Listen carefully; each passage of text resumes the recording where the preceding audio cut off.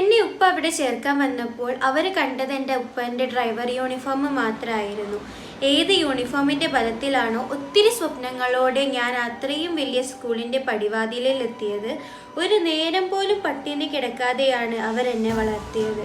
പക്ഷെ VIP കുട്ടികൾക്ക് അതൊക്കെ എങ്ങനെ മനസ്സിലാവാനാ? എത്ര ഇല്ലെന്ന് പറഞ്ഞാലും സോഷ്യൽ ഹൈറാർക്കിയൽ സിസ്റ്റം ഇന്നും നമ്മുടെ ഇടയ്ക്കുണ്ട്. പുതിയ സ്കൂളിലെ ആദ്യത്തെ ദിവസം ഒത്തിരി പ്രതീക്ഷയോടെയാണ് ഞാൻ അവിടെ എത്തിയത്. എനിക്ക് തോന്നുന്നത് ഇതിൻ്റെ ഒക്കെ പിന്നിൽ നമ്മുടെ സ്കൂൾ അതോറിറ്റി തന്നെയാണ് എന്നാ. പക്ഷെ അത് നമുക്കത്ര ഉറപ്പിച്ച് പറയാനായിട്ടില്ല സ്കൂൾ ആരാണ് അല്ലെങ്കിൽ സ്കൂൾ അതോറിറ്റിയാണ് ഇതിൻ്റെ പിന്നിലെന്നൊക്കെ. ഇത് ബാക്കി ഫുള്ളും വായിച്ചു കഴിഞ്ഞാൽ നമുക്കൊരു കൺക്ലൂഷനിലേക്ക് എത്താൻ കഴിയുള്ളൂ. ഹലോ അമ്മ, അത് ഞാൻ എൻ്റെ പുതിയ ഫ്രണ്ടിൻ്റെ കൂടെ കഫേയിൽ വന്നതാ. ഓക്കെ ഞാൻ ഇപ്പം തന്നെ വന്നേക്കാം. ഞാൻ ഇപ്പോൾ വരാം. ഓക്കെ. നീ പോവാണോ?